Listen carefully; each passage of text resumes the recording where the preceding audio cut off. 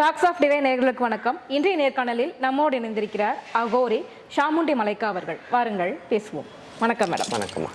Ma'am, பொதுவாக பார்த்தீங்க அப்படின்னா அந்த காளி தெய்வம் உக்கிரமான வழிபாடு அப்படின்ற மாதிரி சொல்லுவாங்க. இந்த காளியை வந்து பெரும்பாலும் வீடுகளில் வச்சு பூஜை பண்ண மாட்டாங்க, ஏன்னா உக்கிரமான தெய்வம் அப்படின்றதுனால. உண்மையிலேயே காளியம்மாவோட இன்னொரு மறுபக்கம் பார்த்தீங்கன்னா ரொம்ப கருணையே மிகுந்தவள் அப்படின்னு கூட சொல்லுவாங்க. காளியம்மா பற்றி எங்களுக்கு தெரியாத நிறைய விஷயங்களை சொல்லுங்க. பத்ரகாளி என்பது கருணையே வடிவானவள். அத்தனை பெண் தெய்வமும் சரி, ஆண் தெய்வமும் சரி, அத்தனையுமே அவளோட அம்சம்தான், அவளோட ஸ்வரூபம் தான். அப்படின்னா அவளோட சக்தி எந்த அளவுக்கு இருக்கும்? கரெக்ட் தானே? இப்போ ஒரு சின்ன எக்ஸாம்பிள் சொல்கிறேன்.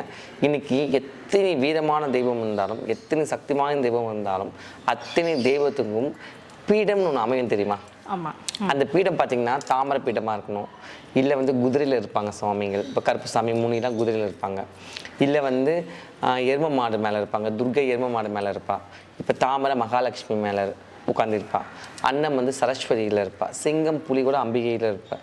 என்ன, அந்த மாதிரி ஒரு ஒரு பீடமும் வந்து ஒரு ஒரு தெய்வங்களுக்கு உட்காரும். ஆனால் இந்த மகா காளிக்கு மட்டும், பத்ரகாளிக்கு மட்டும், ஜெகன்மாதாவான ஆதிபராசக்திக்கு மட்டும் அந்த பரமேஸ்வரனை பீடம். அப்படின்னா என்ன அர்த்தம்? அதாவது 7-14 புவனங்களுமே அவளை மிஞ்சின ஒரு சக்தி இந்த புவியிலே கிடையாது. கூப்பிட்ட குரலுக்கு அன்னை ஓடோடி வந்து நிற்பா மட்டும் கிடையாது, கேட்குற வரத்தை இல்லை என்று சொல்லாமல் அல்லையிலே கொடுக்குறவா அந்த ஜெகன்மாதா. அத்தனை ஒரு கருணை, அத்தனை ஒரு சக்தி. இப்படி தான் வழிபாடு பண்ணணும்னு சொல்லிட்டு எந்த ஒரு முறையும் அவளுக்கு கிடையாது.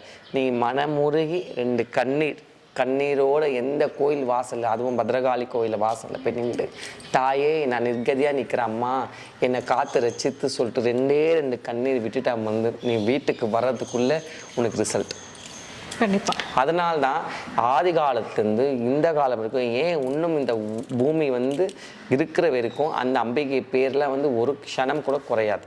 ஏன்னா அத்தனை சக்தி வாய்ந்த தெய்வம், அத்தனை துடிப்பான தெய்வம், கேட்டவர்களுக்கு இல்லைன்னு என்று சொல்லவே மாட்டான் அம்மா. அதோ மட்டும் இல்லாமல் இன்னைக்கு வந்து தசமகா வித்யா நம்ம சொல்லுவோம், 10 தெய்விகள் கொண்ட ஸ்வரூபம் வந்து. அந்த தசமகா வித்யாவில் முதல் ரூபமே தட்சிணகாளி தான், அம்பிகை தான். அம்மாக்கரா பார்த்தீங்கன்னா தட்சிணகாளி தான். அந்த தட்சிணேஸ்வரிக்கு முன்னாடி எதுவுமே கிடையாது, அவ்வளோதான். தட்சிணகாளி வந்து ஸ்மசான வாசினி, பத்ரகாளி, சுடுகாட்டு காளி, உலகத்தில் இருக்க எத்தனை காளி இருந்தாலும் எல்லாமே அவளோட ரூபம் தான். அவள் வந்து தொடர்ச்சியாக பார்த்தீங்கன்னா அத்தனை தேவதைகளுமே அவளோட ரூபம் தான். அத்தனை தெய்வங்களும், இந்த 10 தெய்வங்கள்லேருந்து தான் அத்தனை தெய்வங்களுமே வெளியே வந்திருக்காங்க.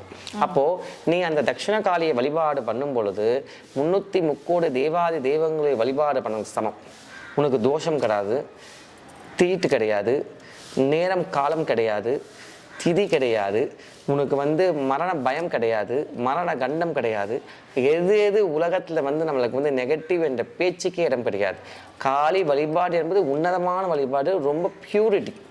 எப்படி கங்கை வந்து பியூரிட்டியோ அந்த மாதிரி ரொம்ப பியூரிட்டி அம்பிகை. அந்த அம்பாவை வந்து வழிபட சித்தி ஆவது மாதிரில முக்தி ஆயிடுவோம் நம்ம. அதாவது உலகத்தில் வந்து ஜனனம் மரணம் இது 2 தான் ஆப்ஷன் நம்மளுக்கு. நம்ம வந்துட்டோம், ஒரு நாள் இறக்கணும். அப்போ இந்த பிறவியிலேருந்து இறப்பு வரைக்கும் நடுவில் எத்தனை விதமான கஷ்டங்கள், எத்தனை விதமான நஷ்டங்கள், எத்தனை விதமான வாழ்க்கை போராட்டங்கள், எத்தனை விதமான அவமானங்கள், எத்தனை விதமான துரோகங்கள், எத்தனை விதமான வருமானங்கள், எது நம்ம வந்து நம்ம வாழ்க்கையில் வந்து கொண்டு போதோ அத்தனைக்குமே நம்ம பத்ரகாளி துணையாக நிற்கும் பொழுது நம்ம வாழ்க்கையில் யாருமே சீன்னு ஒரு வார்த்தை கூட சொல்லிட முடியாது. அந்த க்ஷணமே அவங்க நாக்கு இழுத்து வச்சு அறுத்துருவா இந்த அம்மா. பொதுவாக பார்த்தீங்க அப்படின்னா காளி இந்த மாதிரி உக்ர தெய்வத்தெல்லாம் வந்துட்டு நிறைய பேர் வந்துட்டு குலதெய்வமாக ஏற்றுக்க மாட்டாங்க. அப்படியே தமிழ்நாட்டில் யாராவது குலதெய்வமாக கும்பிடுறாங்களா காளியை? குலதெய்வம் ஏற்றுக்க மாட்டாங்க, அந்த பேச்சுக்கு இல்லை. யார் சொன்னா காளி குலதெய்வம் கிடையாதுன்னு? யார் சொன்னது? அப்படிலாம் காளி தான் குலதெய்வம். முன்காலத்தில் வந்து எல்லா இடத்துலையுமே காளி தான் பிரதானமாக இருந்திருக்கா. நாட்கள் ஆக ஆக ஆக ஆக தான் அதுக்கப்புறமா அப்படியே வந்து சிவாலயங்களும் பெருமாளும் அப்படியே பிரிஞ்சு நின்றாங்க. அதுக்கு முன்னாடி காளி வழிபாடு அரசர்களும் ரிஷிகளும் முனிவுகளும் அன்னை பின்னாடி தான் போயிருக்காங்க. இன்னைக்கு வந்து எல்லாமே முக்தி அடைஞ்சது காரணமே அன்னையின் வழிபாடு தான். அன்னை இல்லாமல் எதுவுமே கிடையாது, அவளோட அனுகிரகம் இல்லாமல் ஒரு அணு கூட ஆசையாது. ஏன் அந்த மும்மூர்த்திகள் சக்தி கிடையாது அன்னையின் அனுகிரகம் இல்லாமல். அதனால இப்போ நீங்கள் பார்த்தீங்கன்னா இப்போ காட்டேரி எடுத்துக்கோங்க, எத்தனை பேர் குலசாமியாக இருக்கிறாங்க. பிடாரி எடுத்துங்க, எல்லை பிடாரி எத்தனையோ பேருக்கு குலதெய்வமாக, காளி எத்தனையோ பேருக்கு குலதெய்வமாக இருக்கா, பத்ரகாளி எத்தனையோ பேருக்கு குலதெய்வமாக. இப்போ மதுரை காளி பார்த்துங்க எத்தனையோ பேருக்கு குலதெய்வமாக்குறா, வெக்காளி பார்த்துங்க எத்தனையோ பேருக்கு குலதெய்வமாக்குறா, மடப்புறத்த காளி பாருங்க எத்தனையோ பேருக்கு குலதெய்வமாக. ஏன் அவ்வளோலாம் போறீங்க? நம்ம கல்கத்தா காளி போங்க, அங்கே வந்து பார்த்தீங்கன்னா அந்த கல்கத்தா வெஸ்ட் பெங்காலுக்கே அவள் தான் குலசாமி. அதுக்கு என்ன சொல்றீங்க? அதை விட ஒரு படி மேலே போங்க, காஷிக்கு அகோரிக்கு அவள் தான் அம்மா. அதுக்கு மேலே என்ன? அதாவது நல்லா தெரியும், நம்மளோட வாழ்க்கை பயணம் முடியும் பொழுது நம்ம முக்தியை நோக்கி போகணும். ஏன்னா நம்மளோட நம்பிக்கை என்னன்னா பிறவிகள் எடுத்துக்கினே இருப்போம். அந்த நம்பிக்கை வந்து நம்மளோட இதில் இருக்குது. அது நம்மளோட இது மட்டும் இல்லை, எல்லா மதத்துலையுமே அந்த நம்பிக்கை இருக்குது. பிறவைகள் எடுப்போம். அப்போ இந்த பிறவைகள் எடுக்கும் பொழுது நம்ம திரும்பி இந்த பூமியில் பிறந்து ஏன் துன்பத்தை நம்ம அனுபவிக்கணும்? இதனால அந்த துன்பத்தை வந்து நம்ம கஷ்டப்படணும். அப்போ அதுக்கு ஒரு ஆப்ஷன் வேணும், ஒரு டிஃபைன் வேணும். அதுலேருந்து நம்ம வெளியே வரணும். அதுலேருந்து நம்ம வந்து அந்த எந்த சோர்ஸ் ஆஃப் பவர் வந்து நம்மளை வந்து அதை மெருகேற்றி மேலே கொண்டு போகணும்னு பார்த்தா இந்த ஜெகன் மாதா மட்டும்தான். மகா மாயையான இந்த மகா காளிக்கு மட்டும் தான் அந்த பலம் இருக்கு. அதாவது சக்தி முக்திக்கு அதிபதி. புரியுது அவங்களுக்கு? அப்ப அந்த முக்தியை நோக்கி போறதால் தான் அகோரிகள் இன்னைக்கு காசியில உட்காந்துருக்காங்க. அதனால தான் அவங்க வந்து கங்கையில மூழ்கி எடுக்கிறாங்க. ஸோ கங்கையோட பலம் என்னன்னு எல்லாருக்குமே தெரியும். ஸோ கங்கை வந்து நம்ம யார் வந்து பாவங்கள் செய்தாலும் நம்ம வந்து மூங்கிகள் வந்து நம்ம சாபங்கள், பூர்வ ஜென்ம சாபங்கள், பாவங்கள் என்ன அந்த மாதிரி கொடிய விதமான நோய் நொடிகள் போன எத்தனையோ இருக்குது. எல்லாமே வந்து பாவ விமோச்சனம் அந்த கங்கைக்கு நம்ம வந்து கிளியர் பண்ணி தராங்க.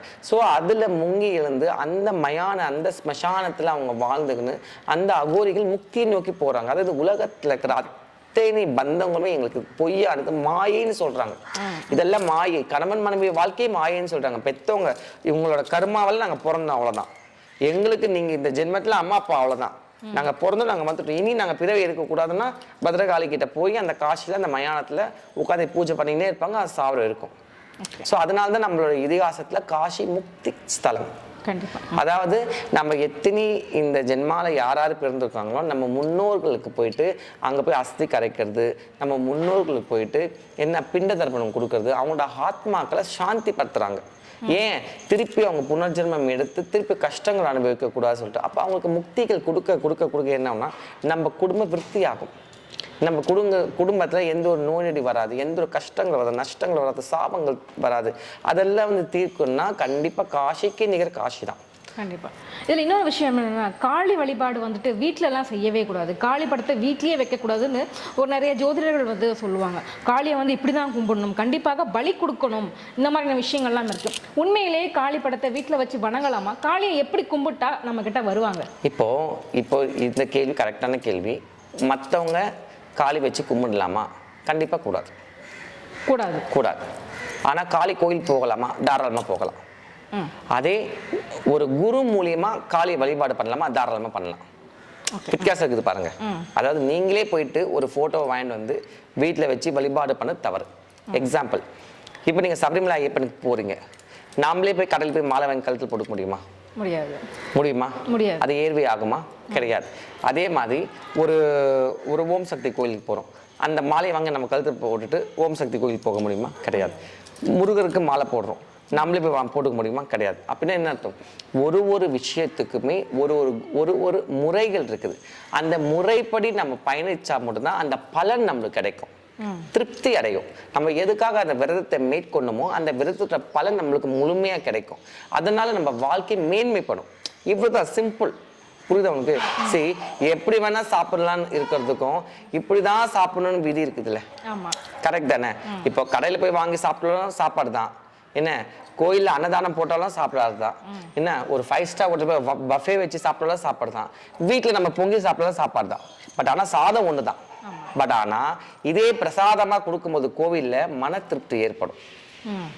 ஒரு கோவிலில் போயிட்டு நம்ம போய் வாங்க ஒன்றும் இல்லை, ஒரு சின்ன எக்ஸாம்பிள் சொல்கிறேன். வெளியே போயிட்டு நம்ம இவ்வளோ சாப்பிடுவோம், ஒரு பேச்சுக்கு ஒரு வாழையில எவ்வளோ போட்டு சாப்பிடுவோம். இதே ஒரு கோயிலில் போயிட்டு அன்னதானம் சாப்பிட முடியுமா? முடியவே முடியாது. நீங்கள் ட்ரை பண்ணுங்க வேணா. ஒரு கை பொங்கல் வயிறு அடைச்சிரும். உண்மையா இல்லையா?